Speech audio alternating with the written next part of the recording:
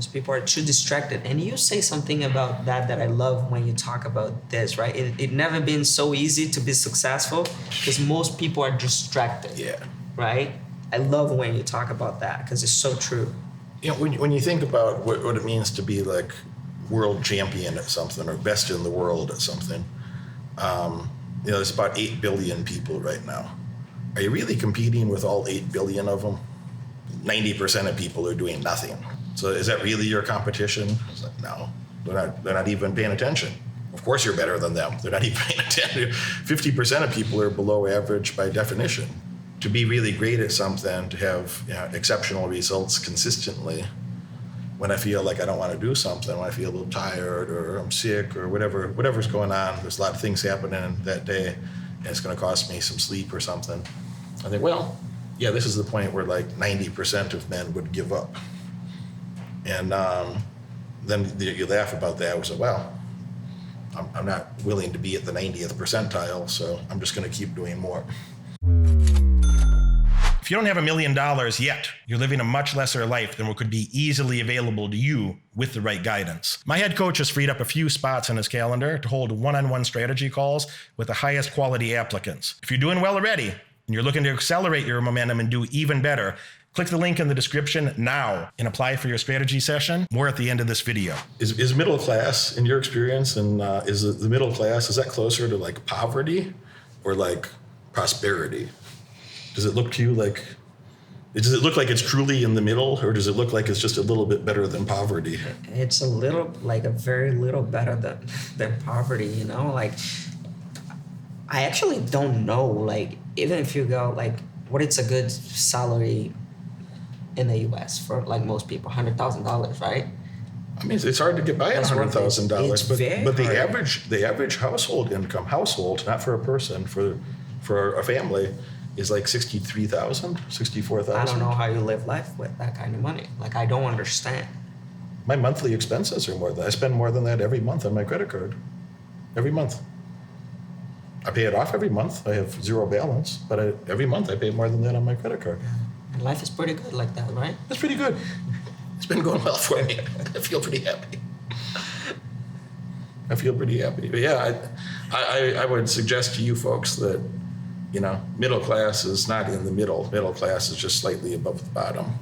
And that's where most people are, just slightly above the bottom. But, or upper middle class, so you're a doctor or an attorney, or okay, you're upper middle class, so you're an upper peasant. But you're still a peasant. You still got to show up to your bitch-ass job. You still got to take orders from somebody else. And you and I talked about this topic a bit yesterday. It's like, it's pretty important to be able to take orders from yourself. If you can't take orders from yourself, be like, hey, I'm supposed to lift the weights, even though it's 6 days in a row. I told myself on day 3 that I was going to do day 4, 5, and 6, so now I got to do it. If you can't take orders from yourself to do simple things like that, if you can't take orders from yourself to do the homework in this course, like, then you're going to have to take orders from somebody else, and somebody's going to tell you what to do. So I think it's better that you tell yourself what to do, and you act like an adult, and you have adult outcomes. But if you're a child, if you're like a little baby, and you can't be trusted to follow your own instructions, well, somebody else is going to be giving you instructions. Like, you know, just going to be like a child your whole life. Your school teacher tells you if it's okay if you can go pee or not.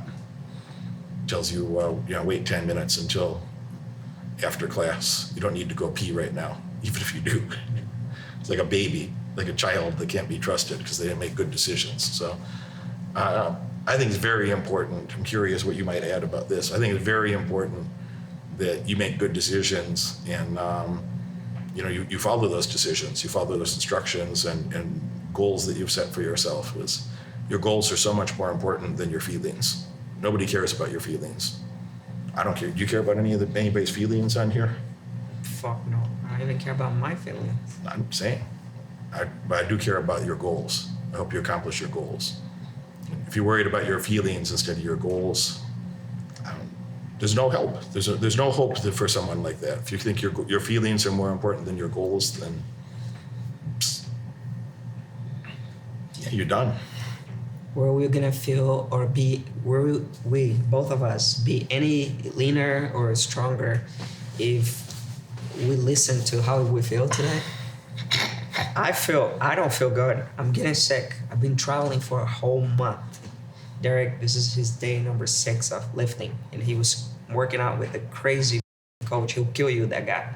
So he killed him for like 3 days, and he came here training with me, right? Like, if we cared about our feelings, we wouldn't get any leaner or stronger, because we would just stay in bed today and do nothing. Yeah. That's what most people do, right? That's what I felt like doing. Yeah, most people go get distracted, go watch sports, TV, smoke weed, lay on the couch, scroll through social media, and don't get nothing done.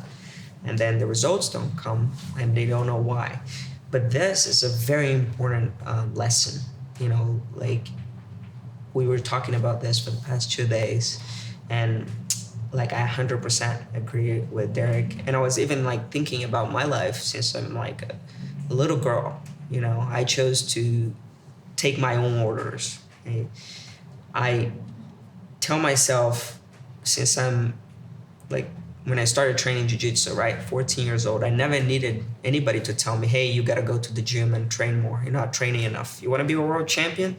You gotta go train more. You gotta wake up earlier. Like, I never needed anybody to tell me that. And that's why I got the results I wanted, because I took my own orders and I was there. I showed up every time. I didn't listen to my feelings. And I wasn't listening to anybody else. I was telling myself what to do. I actually needed people to tell me to slow down, because I would be tired from working out, but I would keep pushing. That's why I got the results I got in life, right? But if I listened to my feelings and didn't take my own orders, I wouldn't have got here. No way. And I keep doing that, right? And life keeps getting better. I'm 35 years old, and I like that, what Ronda Rousey said, you know? I'm not a do-nothing bitch either, you know? But I look at the 35-year-old people around me, men and women. I'm doing pretty good, you know?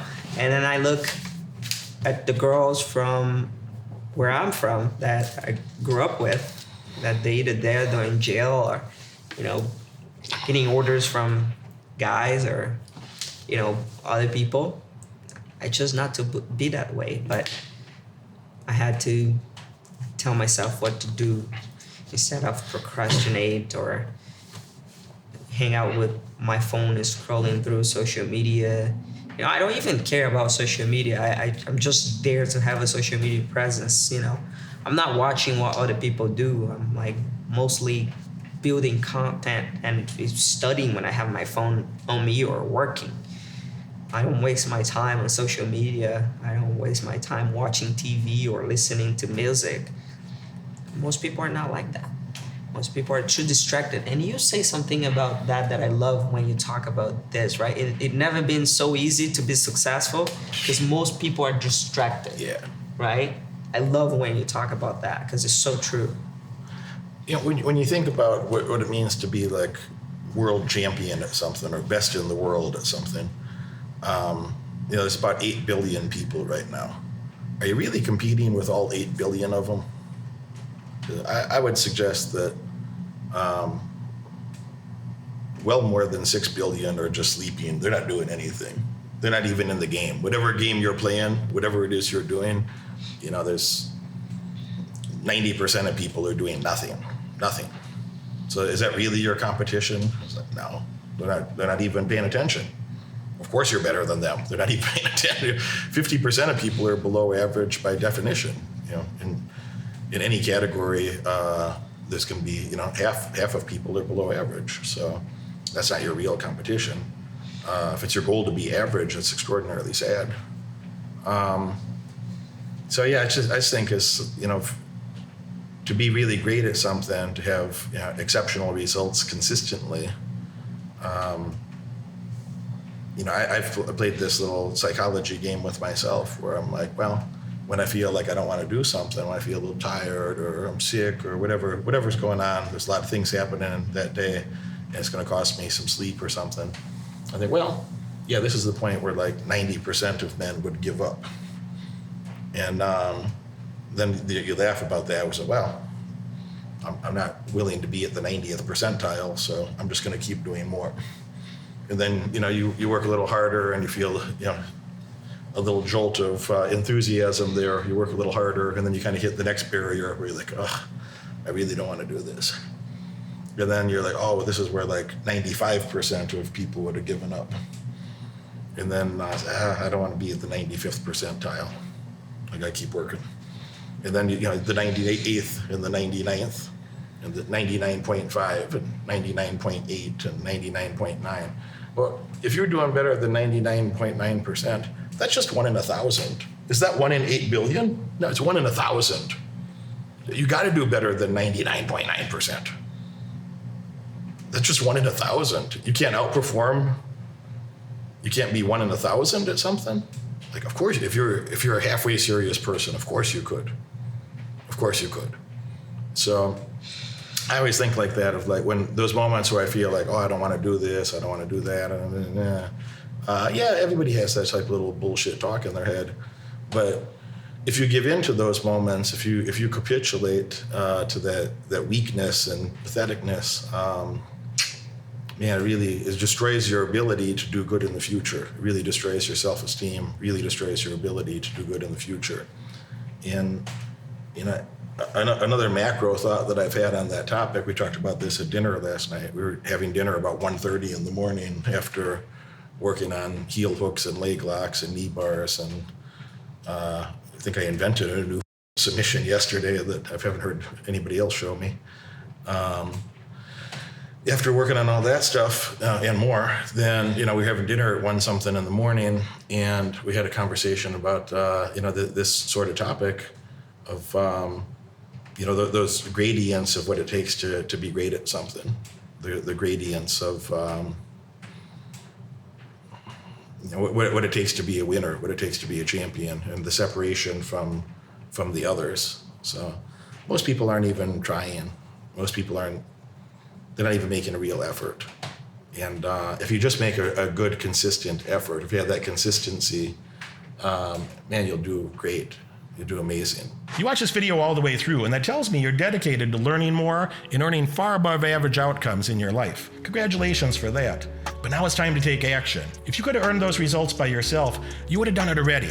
My head coach has opened up a few spots on his high-demand calendar for an in-person, one-on-one strategy session to help you. On this call, we'll give you pragmatic advice that you can implement tonight to get laser-focused on the right metrics and leave mediocrity far behind in your past. Click that link right now in the description below and apply for your call immediately.